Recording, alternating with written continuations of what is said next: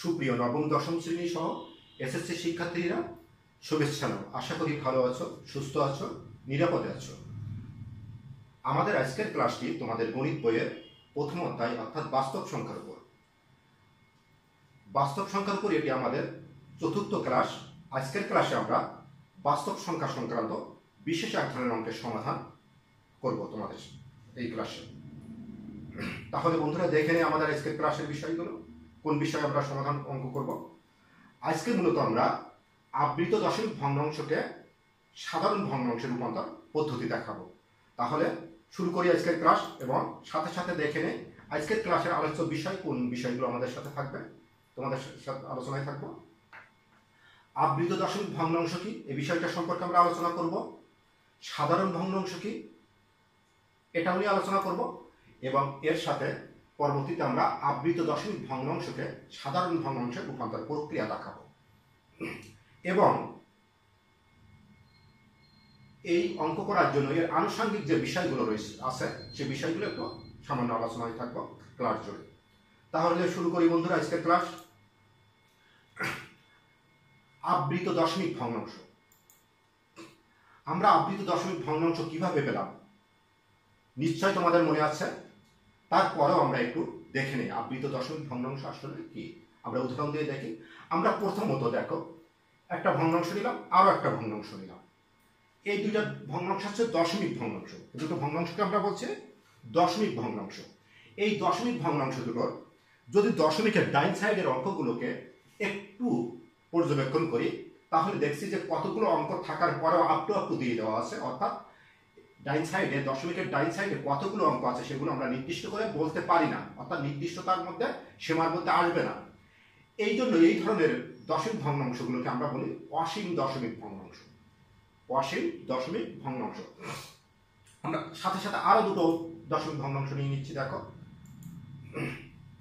নিচের দশমিক ভগ্নাংশ দুটোর ডাইন সাইডের অঙ্ক অসংখ্য, অর্থাৎ এখানেও নির্দিষ্টতা নেই। প্রথমটা এবং দ্বিতীয়টা, এই ভগ্নাংশ দুটোকে আমরা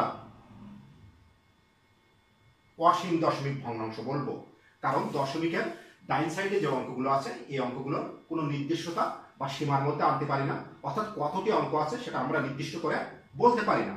এই জন্য মূলত এই চারটি দশমিক ভগ্নাংশ প্রত্যেকটাকেই বলছি আমরা অসীম দশমিক ভগ্নাংশ। এখন যদি নিচের দুইটা ভগ্নাংশ এবং উপরের দুইটা ভগ্নাংশের মধ্যে একটু পর্যবেক্ষণ করি সূক্ষ্মভাবে, তাহলে দেখো আমরা উপরের প্রথম ভগ্নাংশ এবং নিচের প্রথম ভগ্নাংশ দুটো যদি একটু লক্ষ্য করি, তাহলে দেখো উপরের প্রথম ভগ্নাংশটা দশমিকের পরে যে 10টি অঙ্ক দেওয়া হয়েছে, এখানে 10টি না 5টি দিতে পারতাম বা আরো বেশি দিতে পারতাম, আমরা 10টা অঙ্ক রাখছি। এই 10টি অঙ্কের মধ্যে দেখো 1 4 1 5 9 2 6 5 3 5। আর নিচের দশমিকের অঙ্কগুলোর মধ্যে দেখো দশমিক অংশ 2 5 4 3 4 3 4 3 4 3। উপরের দশমিক ভগ্নাংশটি অসীম দশমিক ভগ্নাংশটি দশমিকের পরে যে অঙ্কগুলো এখানে দেখানো হয়েছে, যে অঙ্কগুলো মূলত আমাদের স্পষ্টতা আছে, সেই অঙ্কগুলোর মধ্যে কোনো বিন্যাস বা কোনো ক্রম নেই। কিন্তু নিচের দশমিক ভগ্নাংশটার ক্ষেত্রে দেখছি যে এই যে দশমিকের পরে 4 3 4 3 পর্যায়ক্রমে চলতে আছে, অর্থাৎ এর পরেও আবার 4 3 আসবে, আবার 4 3 আসবে, এভাবে চলতে থাকবে। কিন্তু উপরের এই যে দশমিকের ডাইন সাইডের অঙ্কটার ভিতরে এইরকম কোনো সাজানো ব্যবস্থা বা ক্রম নেই বা পর্যায়ক্রমে এরকম কোনো সংখ্যা আসে নাই। ঠিক ডাইন সাইডের দশমিক ভগ্নাংশ দুটোকে যদি আমরা একটু লক্ষ্য করি সূক্ষ্মভাবে, একই অবস্থা। এর ডাইন সাইডে যে 10টা অঙ্ক দেওয়া হয়েছে, ওই 10টা অঙ্কের মধ্যে ক্রম বা বিন্যাস নেই। কিন্তু নিচের যে দশমিকটা 3 3 3 3 3 3 পর্যায়ক্রমে 3 চলতে আছে। আমরা এই নিচের দুটো ভগ্নাংশকে আরো বিশেষভাবে নিয়ে আসতে পারি। এই এখানে যে 4টা ভগ্নাংশ দেখা হয়েছে, 4টা ভগ্নাংশ হচ্ছে অসীম দশমিক ভগ্নাংশ, কিন্তু নিচের দুটো ভগ্নাংশকে আমরা বিশেষ প্রক্রিয়ায় আবদ্ধ করতে পারি। অর্থাৎ আমরা এই প্রথম ভগ্নাংশটাকে, নিচের প্রথম ভগ্নাংশটাকে লিখতে পারি দেখো 2.25 পর্যন্ত কোনো বিন্যাস নেই, কিন্তু এর পরে 4 3 4 3 4 3 4 3 এই ক্রমটা মেনে চলছে, বা পূর্ণ 4 3 বারবার আসছে এখানে। আমরা এই ভগ্নাংশটাকে এই যে 2.25 যেখানে যে পর্যন্ত আমাদের কোনো সিকুয়েন্স বা বিন্যাস ছিল না, বা সাধারণ ব্যবস্থা ছিল না, বা কোনো বারবার আসছিল এরকম সংখ্যা ছিল না। ওই 2.25টা রেখে দেওয়ার পরে 2.25 এই 25টা রেখে দেওয়ার পরে 43 ওই 43 দিয়ে 43 4 এর উপর পৌনপুরি এবং 3 এর উপর পৌনপুরি ব্যবহার করছি, অর্থাৎ একটা নির্দিষ্ট সীমা দ্বারা আবদ্ধ করে নিচ্ছে। এবং দ্বিতীয় ভগ্নাংশটাকে অর্থাৎ নিচের দ্বিতীয় ভগ্নাংশটাকে আমরা এত ইকুয়াল টু শুধুমাত্র লিখছি 0.3, অর্থাৎ কি একইভাবে এটাকে যদি ভাঙি তাহলে এটা হবে, আবার এটাকেও যদি ভাঙি তাহলে এটা আসবে।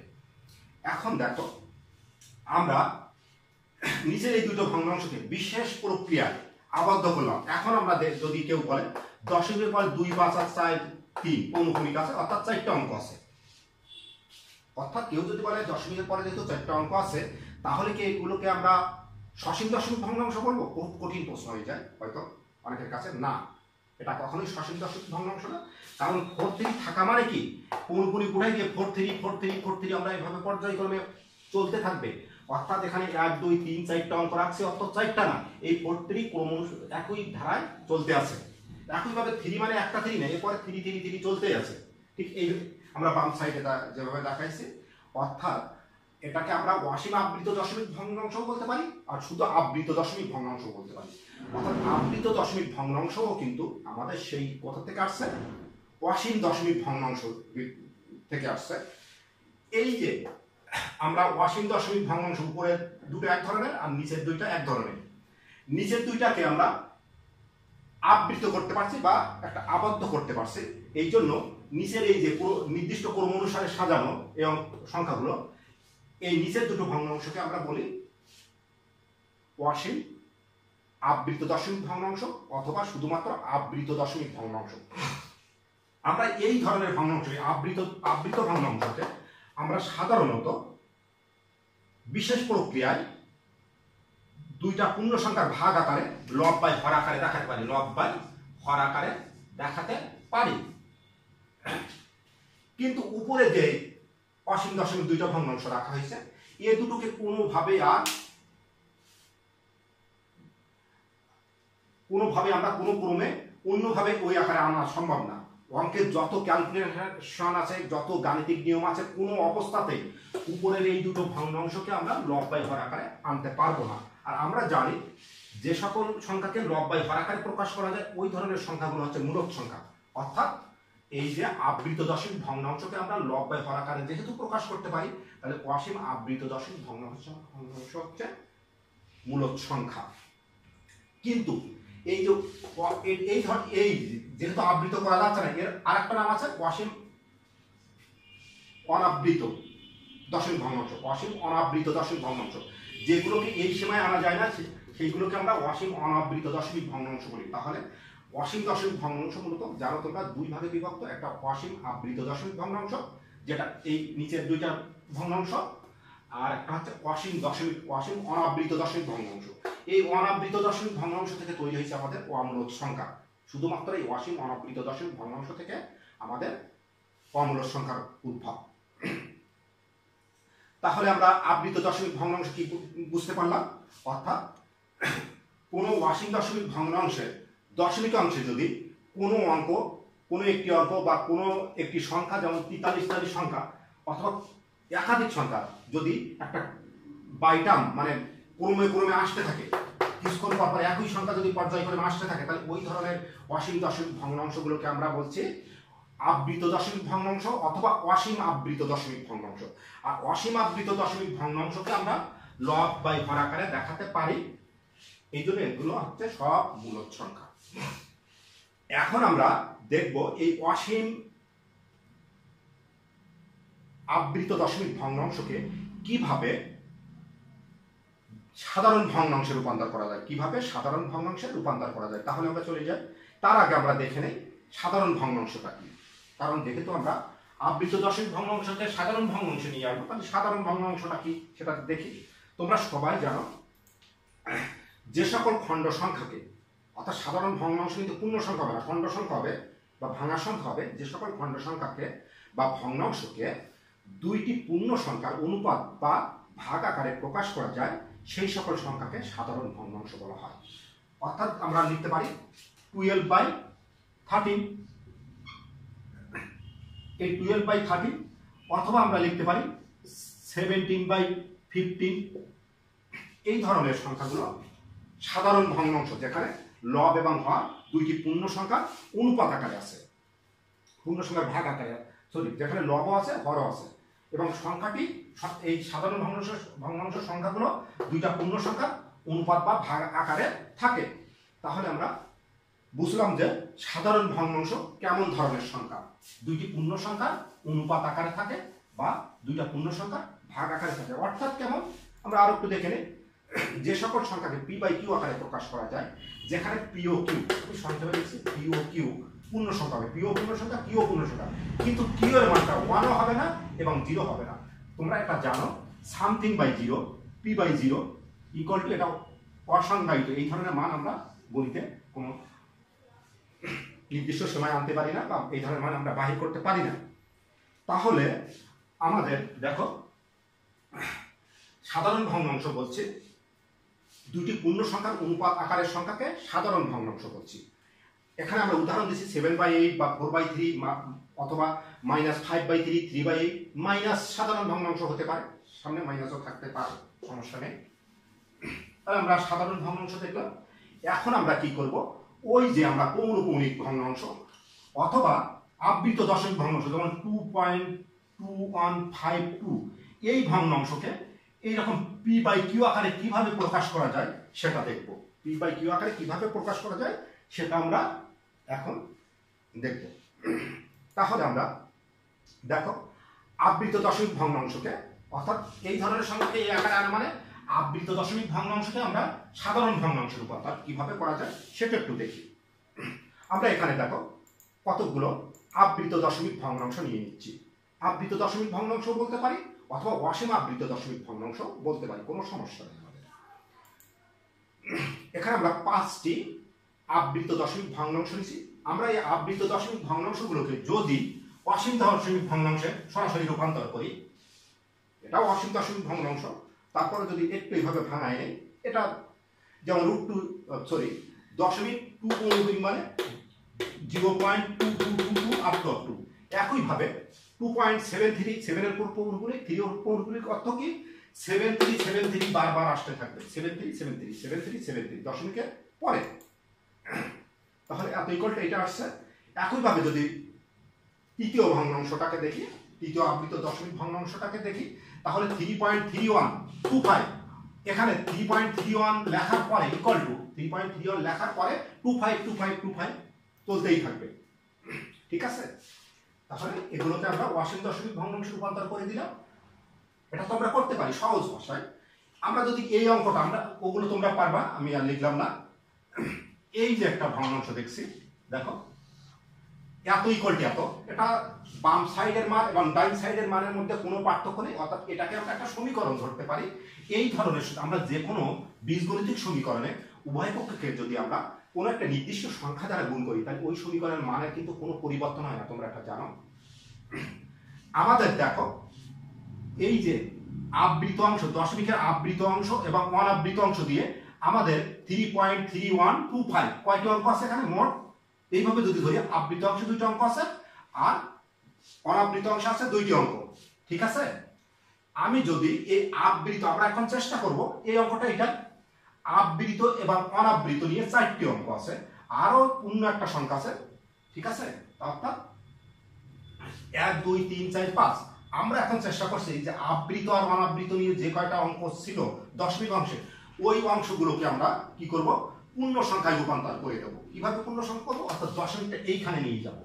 দশমিকটা এখানে নিয়ে যেতে গেলে আমাদের কি করতে হবে বলতো? এখানে যদি এখানে দশমিকটা এখানে নিয়ে আসতে গেলে দশমিকের জন্য 1 আর 1 2 3 4 4টা শূন্য দ্বারা গুণ করতে হবে, ক্লিয়ার?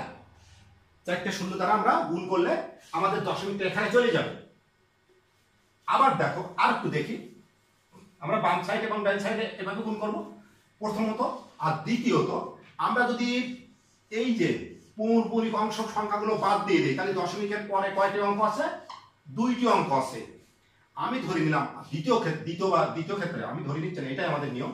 দ্বিতীয়বারে, প্রথমবারে অর্থাৎ 4টি আছে মানে 1 এর পরে 4টা শূন্য দ্বারা গুণ করব, আর দ্বিতীয়ত পৌনঃপুনিক অংশ বাদ দিয়ে দুইটি সংখ্যা অনাবৃত আছে, দশমিক অংশ এই দুইটি সংখ্যা অনাবৃত আছে।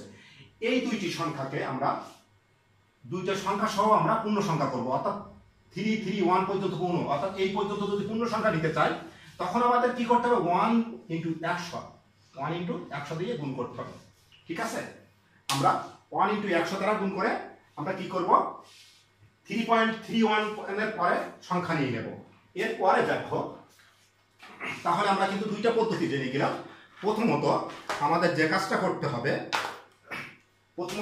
কাজটা করা লাগবে, যতটা অঙ্ক আছে দশমিকের পরে আবৃত এবং অনাবৃত, এখানে 1 2 3 4টি আছে, তাহলে আমরা এই যে ডাইন সাইডেও এই সাইড পর্যন্ত দশমিকটা এখানে সরাই নিব। এই জন্য আমরা দশমিকের জন্য 1 নিয়ে ডাইন সাইডে যতটা অঙ্ক আছে ততটা শূন্য নিয়ে নেব। ঠিক একইভাবে দুই পক্ষে ওটা গুণ করে দেবো। দ্বিতীয়ত দশমিক অংশের আবৃত অংশটা বাদ দিয়ে অনাবৃত যতটা অঙ্ক আছে ওই পর্যন্ত আমরা পূর্ণ সংখ্যা বাহির করবো, অর্থাৎ 331 পর্যন্ত। তাহলে দশমিকের পরে দশমিকের জন্য 1 আর দুইটা অঙ্ক, তাহলে এই দুইটা অঙ্কের জন্য 100 নেব, 100 দ্বারা গুণ করে দেবো। তাহলে আমরা একটু দেখি আমাদের বিষয়টা কেমন হবে, তোমরা বুঝতে পারছো অবশ্যই। তাহলে আমরা চলে যাই আমাদের এবার মূলত অঙ্কে। আমরা ওই অঙ্কটাই নিয়ে নিলাম। এখানে আমরা রূপান্তরটা কিভাবে হচ্ছে, সংখ্যাটা এটাই যা ছিল তাই, 3.3125 ঠিক আছে। দেখো তাহলে আমাদের তো মনে আছে আমরা এই যে এইখানে দশমিকটা নিয়ে যাব, সুতরাং আমরা কি করব উভয় পক্ষে 100 দ্বারা গুণ করে দেবো। সুতরাং এ পাশে 100 গুণ করলাম, তাহলে ও পাশেও 100 গুণ হয়ে যাবে। সাইড নোট ব্যবহার করতে পারো, না করলেও সমস্যা নেই, এটা চলে আসলো। দ্বিতীয়ত আমরা 100 দ্বারা কেন গুণ করছি বুঝতে পারছো তো। প্রথমত আমরা এই যে 1 2 3 4 দশমিকটা 1 2 3 4 ঘর সরাবো। দ্বিতীয়ত আমাদের এইটা বাদ দিয়ে এই 2 ঘর সরাবো, এই জন্য এবার 1 এর পরে দুইটা শূন্য দ্বারা গুণ করবো। কিভাবে দেখো, গুণ করলাম, ডান সাইডে এটা গুণ করে দিলাম। এরপরে যদি আমাদের এই 100 কিন্তু পৌনঃপুনিক অংশের বা পৌনঃপুনিক সংখ্যার উপরে কোনো মতেই গুণ করা সম্ভব না, পৌনঃপুনিক সংখ্যার উপরে আমাদের কোনো মতেই গুণ করা সম্ভব না, কিন্তু ডান সাইডে কিন্তু অবশ্যই গুণ করা যাবে। কারণ এর পাশে কতটা সংখ্যা আছে ওইটা আমার দেখার দরকার না, আমাদের এখান থেকে দশমিকটা এখানে সরে যাবে। যখন আমি এই 10,000 দ্বারা গুণ করবো তখন দশমিকটা এখানে চলে আসবে, 100 দ্বারা গুণ করলে দশমিকটা এখানে চলে আসবে। কেমন ভাবে আসছে একটু দেখো, ক্লিয়ার? দেখো আমরা যখন 1000 দিয়ে বাম সাইডে কোনো পরিবর্তন হয় না, কিন্তু ডাইন সাইডে আমাদের একটু দেখি 3125 পর্যন্ত চলে গেছে, 3125। এবার দশমিক হিসেবে 2525 আরো 25 আছে। একইভাবে আমরা দ্বিতীয় সমীকরণটার ক্ষেত্রেও যদি একই ব্যবস্থা করি ডাইন সাইডটায়, তাহলে দেখো 100 দ্বারা গুণ হয়েছে, অর্থাৎ দশমিকটা 2 ঘর ডাইনে চলে যাবে, অর্থাৎ 331 এবার 2525। ক্লিয়ার?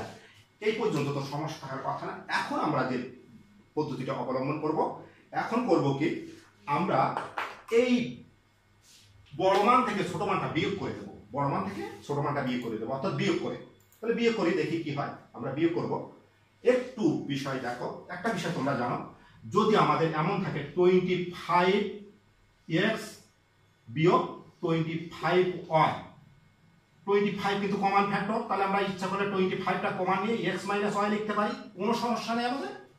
এখানে দেখো এই পর্যন্ত এটার ক্ষেত্রে এবং এটার ক্ষেত্রে একই সংখ্যা, 3.3125 পৌনঃপুনিক, 3.3125 পৌনঃপুনিক, ঠিক এই 25 এর মতো। আমরা এখানে আবৃত দশমিক ভগ্নাংশ আছে, এতে সমস্যা নেই, এখানে সাধারণ একটা সংখ্যা। তাহলে আমরা এইটা কমন নিয়ে 10,000 - 100 বিয়োগ করতে পারি। কিভাবে হচ্ছে একটু দেখি, দেখো সমস্যা নেই কারো।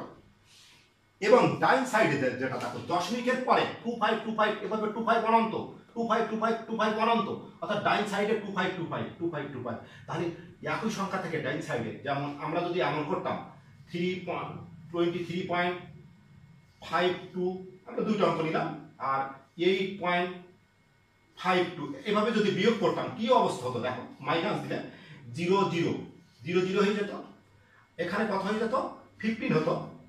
ক্লিয়ার? অর্থাৎ 8 = 15 দশমিকের ডাইন সাইডে যদি কতটা শূন্য আছে সেটা আমার জানার দরকার নেই, দশমিকের ডাইন সাইডে শূন্য থাকলে ওই শূন্যের কোনো ভ্যালু নেই, ঠিক আছে, অর্থাৎ দশমিক তখন আর দশমিকের কোনো কাজে আসে না। তাহলে এখানেও তাই, এইটা আর এইটা, এই দশমিক আর এই দশমিক যেহেতু একই, দশমিকের পরের অঙ্ক আর দশমিক পরের অঙ্ক, এইটা এইটা ভিনিশ হয়ে যাচ্ছে, অর্থাৎ কেটে যাচ্ছে, অর্থাৎ 0 হয়ে যাচ্ছে। দশমিকের পরে আমাদের শুধুমাত্র 0 রাখার কোনো দরকার নেই। তাহলে আমরা লিখতে পারবো 33125 মাইনাস 331, ক্লিয়ার?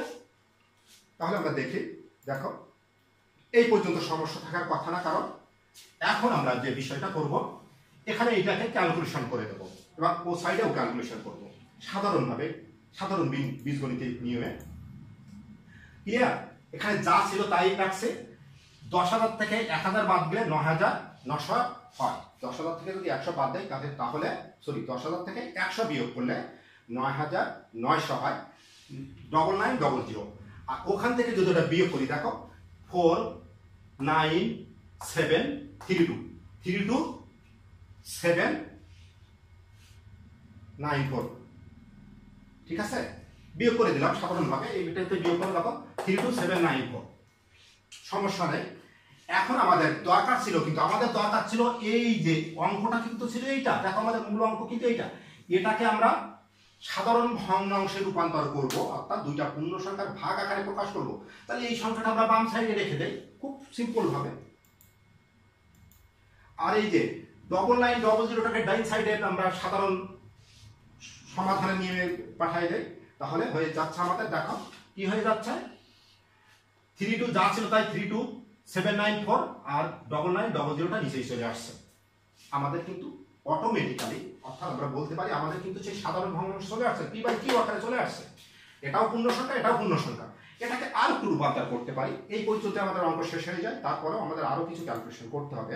সুতরাং এইটাকে একটু একটা বিষয় দেখো, তোমরা পূর্ণ সংখ্যা কত ছিল? পূর্ণ সংখ্যা 3 ছিল, পূর্ণ সংখ্যা 3 ছিল না? তোমরা জানো এই 3টা বাহির করে নেওয়া, ঠিক বাহির করলে এটাকে 3 দ্বারা গুণ করলে কত হয়, দেখো তো, 7 9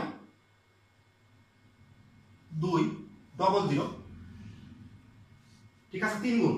এখান থেকে এইটা যদি বাদ দিয়ে দেই, এটা বাদ বিয়োগ করলে তাহলে 3 সমস্ত এটি সমান হবে কত, ইকুয়াল টু, দেখো এটি ইকুয়াল টু কি হচ্ছে, 3 সমস্ত এইটা থেকে এটি বিয়োগ করলে দেখো উপরে এটা 3094 হয়ে যায়, এটা চলে আসছে। আমরা পূর্ণ অংশটা বাহির করে নিলাম, এটি ইকুয়াল টু, এইটা ইকুয়াল টু, আমরা আরো একটু ক্যালকুলেশন করতে পারি। কিভাবে করতে পারি একটু দেখো, এইটা আবার এইটা 2 দ্বারা কাটা যায়, 3 সমস্ত দেখো 15 47, আর নিচে হচ্ছে 4 8 5 0, অর্থাৎ এইটা হচ্ছে আমাদের অ্যান্সার। আমরা তাহলে এই আবৃত দশমিক ভগ্নাংশটাকে সাধারণ ভগ্নাংশে রূপান্তর করে ফেললাম, এটাই হচ্ছে আমাদের মেথড। এখন দেখো আমাদের এই রূপান্তরের মধ্যে বিশেষ একটা নিয়ম চলে আসছে, আমরা আরো একটা নিয়মে করতে পারি, খুব সহজ নিয়ম সেটা, যেটা আমরা একটু দেখি কিভাবে হয়েছে। আমরা এখান থেকে একটু দেখাই দিচ্ছি, দেখো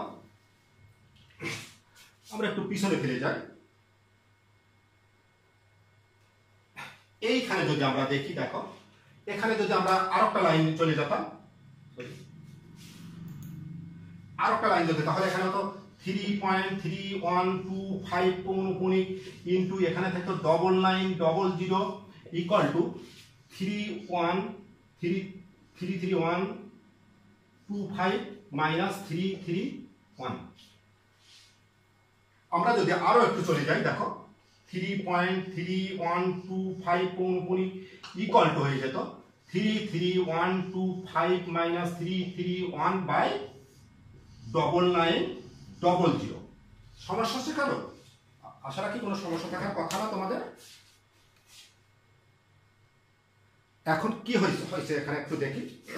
এখন দেখো এই সংখ্যাটাকে আমরা এভাবে পেয়ে যাচ্ছি। আসলে কি দেখো কয়টা সংখ্যার উপরে পৌনঃপুনিক আছে? অঙ্কের উপরে, এখানে দশমিক অঙ্কের 2টা অঙ্কের উপরে দেখো 2টা 9 আছে।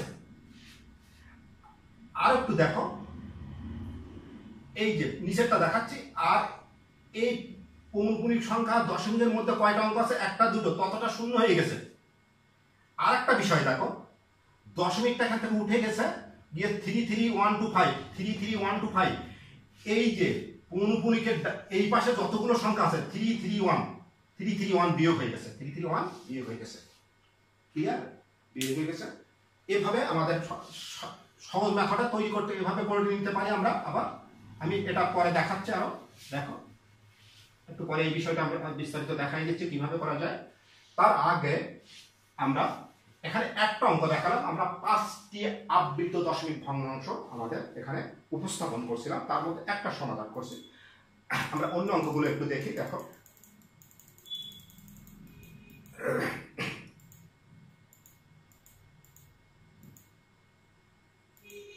এখন তোমরা বলতে পারো যে আমি যেটা দেখালাম এই অঙ্কটা দেখাইছি, তাহলে এই নিয়মে হয়তো এইটা হতে পারে, এইটা হতে পারে, এগুলো এই দুটোর উপরে তো কিভাবে করব। আমি এই একটা অঙ্ক দেখাচ্ছি 0.2, অতটাও দেখালে আমি এইটাই দেখাচ্ছি। দেখো তো আমি ক্যালকুলেশন করছি, শুধুমাত্র ক্যালকুলেশনটা দেখাচ্ছি যে আগে নিয়মেই করবা তোমার 0.2 এর উপরে পৌনপুনি ইকুয়াল টু কি লেখা যায় 0.2222 আপ টু 2 চলে যাবে। এখন দেখো আমাদের সেই আগের নিয়মে আবৃত অংশ দশমিকের ডাইন সাইডে আবৃত অংশ সহ যতটা সংখ্যা থাকবে ততটা পূর্ণ সংখ্যা তৈরি করতে হবে প্রথম নিয়মে। তাই দশমিকের পরে কয়টা অঙ্ক আছে? একটা, তাহলে একটা পূর্ণ সংখ্যা তৈরি করতে হবে, অর্থাৎ দশমিকটা এখানে নিতে হবে একটা পূর্ণ সংখ্যা করতে গেলে। তাহলে এইখানে দশমিকটা নিতে গেলে কত দ্বারা গুণ করতে হবে? দশমিকের জন্য 1 আর যতটা সংখ্যা ততটা 0। তাহলে 0.2 ইন্টু 10 ইকুয়াল হবে 0.2222 আপ টু ইন্টু 10। কোনো সমস্যা নেই। এর পরে যেটা আমাদের যেহেতু আবৃত অংশ থেকে দশমিকের মধ্যবর্তী স্থানে কোনো অঙ্কই নেই আর এই পাশে আর কোনো সংখ্যা নেই, তাহলে আমরা কি করব? এই অঙ্কটাকে পৌনপুনিক ইকুয়াল টু, তাহলে দেখো দশমিকের জন্য 1 আর কোনো অঙ্ক আছে? এই অনাবৃত কোনো অঙ্ক আছে? দশমিক অংশে নেই, তাহলে কোনো শূন্য হবে না। ইকুয়াল টু আমরা 0.2222 আপ টু ইন্টু শুধু 1 দ্বারা গুণ করে দেবো। এইটুকুই তো কারোর সমস্যা থাকার কথা না, ঠিক আগের নিয়মে। এরপরে যদি আরেকটু স্টেপ যাই, তাহলে 0.2 এর উপর পৌনপুনিক ইন্টু 10 ইকুয়াল টু, এইবার এই 10টা গুণ করলে কি হবে দেখো 2.2222 আপ টু চলে যাবে। আর এইটা থেকে আমরা যেটা পাবো 0.2 এর উপর পৌনপুনিক ইন্টু 1 ইকুয়াল টু, আমাদের যেহেতু 1 দ্বারা গুণ করবো, শুধু 1 দ্বারা গুণ করলে যা আছে তাই হয়ে যাবে 0.2222 আপ টু। এখন ঠিক আগের নিয়মে যদি আমরা বিয়োগ করে দেই তাহলে কি ঘটে দেখো, সেই আগের মতো 0.2 পৌনপুনিক কমা নিয়ে নিলাম, এখানে 10 - 1 ইকুয়াল টু, এই অংশ আর এই অংশটা ভিনিশ হয়ে যাবে, তাহলে কি হচ্ছে 2 - 0 অর্থাৎ শুধু 2 হচ্ছে। এখন যদি এটাকে আমরা একটু এখানে দেখাচ্ছি, এখানে দেখাই, দেখো আসছে আমাদের 0.2 পৌনপুনিক ইকুয়াল টু ইন্টু 9 হবে ইকুয়াল টু 2, অতএব 0.2 পৌনপুনিক ইকুয়াল টু 2/9। ক্লিয়ার? আমাদের চলে আসছে। এখানেও দেখো আমরা দেখবো যে এইভাবে পারলাম, সেই ওই একই হিসেবে এই অঙ্কটা পারবো তোমরা। তাহলে আশা রাখি তোমাদের আবৃত দশমিক ভগ্নাংশকে সাধারণ ভগ্নাংশে রূপান্তর করার জন্য। এখন আমরা যে বিষয়টা দেখব যে আমাদের সাধারণ নিয়মে 0.2 এর উপর পৌনপুনিক ইকুয়াল টু, আমরা বলছিলাম যা অঙ্ক থাকবে তাই লিখবো। এর বাম সাইডে যতটা অঙ্ক থাকবে, পৌনপুনিকের বাম সাইডে যতটা অঙ্ক থাকবে ততটা বিয়োগ হবে। বাম সাইডে কোনো অঙ্ক নেই, অর্থাৎ 0 বিয়োগ হয়ে যাবে। যতটা পৌনপুনিক অঙ্ক আছে ততটা 9 বসবে একটা, আর এই পৌনপুনিক অঙ্ক থেকে দশমিকের মধ্যে যতটা সংখ্যা বসবে ততটা 0, যেহেতু নেই 0, তাহলে 2/9 এভাবে চলে আসে। আমরা যদি লাস্টের অঙ্কটাও দেখি একই নিয়মে, তাহলে 1.025 পৌনপুনিক ইকুয়াল টু, ঠিক একইভাবে আমরা দশমিক উঠাই দেবো 1, 0, 5। এর পরে যেটা দেখবো, এই যে পূর্ণগুণিকের এই সাইডে কতটি অঙ্ক আছে, যত সংখ্যা আছে, দশমিক আছে না কি আছে আমার জানা দরকার। 1 0 আছে, বিয়োগ 1 0 বাই যতটা পৌনগুণিক অঙ্ক ততটা নয়, একটা দুইটা। এরপরে এই আবৃত অংশ থেকে দশমিকের মধ্যবর্তী আর যতটা অঙ্ক আছে ততটা শূন্য, একটা অঙ্ক আছে একটা শূন্য আছে, এই জন্য যতটা অঙ্ক আছে ততটা শূন্য, ইকুয়াল টু যা আসে তাই আসবে আমার 10 15 বাই 990। এরপর ক্যালকুলেশন করে যা আসে, ক্লিয়ার। তাহলে কিন্তু আমরা খুব সহজেই আবৃত দশমিক ভগ্নাংশকে দশমিক ভগ্নাংশে রূপান্তর করে নিতে পারবো, কোনো সমস্যা হবে না আমাদের। তাহলে আমরা বলতে পারি যে তোমাদের এই অঙ্কে কোনো সমস্যা থাকার কথা না। যদি সমস্যা হয় তাহলে তোমরা আমাদের চ্যানেলে কমেন্ট করতে পারো, কমেন্ট করলে আমরা ওই বিষয়ে আবার দেখাই দেবো। আশা রাখি সমস্যা থাকবে না। একটু ধীর স্থির ভাবে, একবার না বুঝতে পারলে আরেকবার বা একাধিকবার দেখো, দেখবা তোমাদের কোনো হাউস টিউটর অথবা গৃহশিক্ষকের দরকার পড়বে না যে কোনো অঙ্ক করার জন্য। এখন আজকের ক্লাস এ পর্যন্তই রাখছি। তোমরা সকলেই ভালো থাকো, সুস্থ থাকো এবং নিরাপদে থাকো। আর তোমাদের সুস্বাস্থ্য কামনা করে আজকের মতো এখানে শেষ করছি। সকলকে আল্লাহ হাফেজ।